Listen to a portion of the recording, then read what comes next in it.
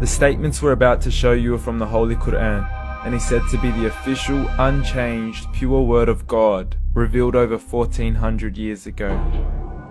Claiming to be the word of God is a heavy statement, and without proof, or if a single contradiction is found within the book, the apparent word of God will be proven false. So without further ado, let's put the book to the test. In the 23rd chapter, titled The Believers, from the 12th to the 14th verses, God is said to give a detailed description of how the human being is formed.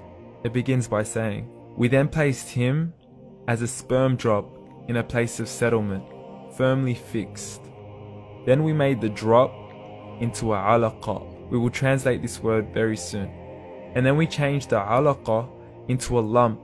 Then we made out of that lump into bones. And then we clothed the bones with flesh. Then we caused him to grow and come into being and attain the definitive human form." In the 21st century, we can now safely say that this verse is clearly describing the process of human development in correct chronological order. However, what we should be paying attention to in particular is the second stage, referring to the development of the embryo. The specific word used to describe the embryo in this verse is the word alaqa. The word alaqa, when translated into English, can mean three separate things. Firstly, a blood clot, or to be suspended, that is to be hanging or clinging to something, or thirdly and finally, a leech.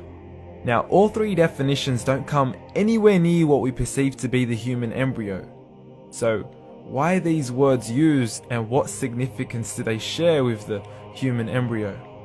Can the embryo be described as a blood clot? Well, what do you think?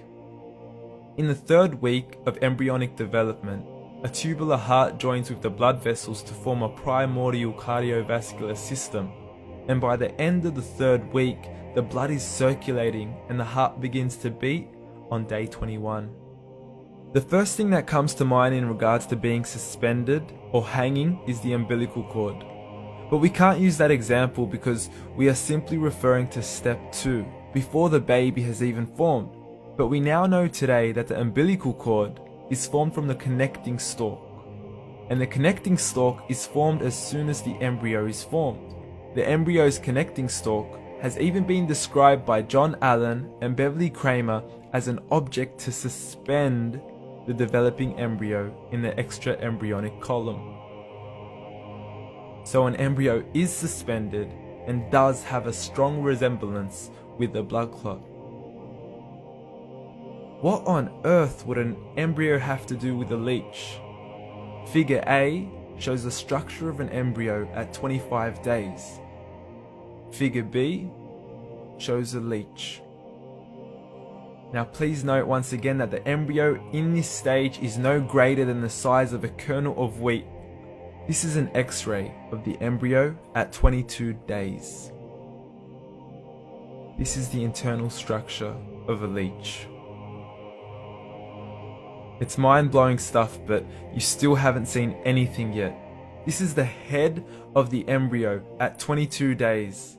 The detail you are seeing right now is absolutely impossible to be seen with the human eye and can only be seen with a microscope. This is the back end of a leech. There's no other words used to describe this other than mind-blowing. The pictures we have shown you are impossible to be seen with the human eye or even to be predicted by the human mind. Once again, the verses we have shown you were revealed over 1400 years ago to a man who couldn't read nor write. Are these the words of God? Descriptions of the human embryo in the Quran cannot be based on scientific knowledge in the 7th century. The only reasonable conclusion is that these descriptions were revealed to Muhammad from God, from God, from God, from God, from God.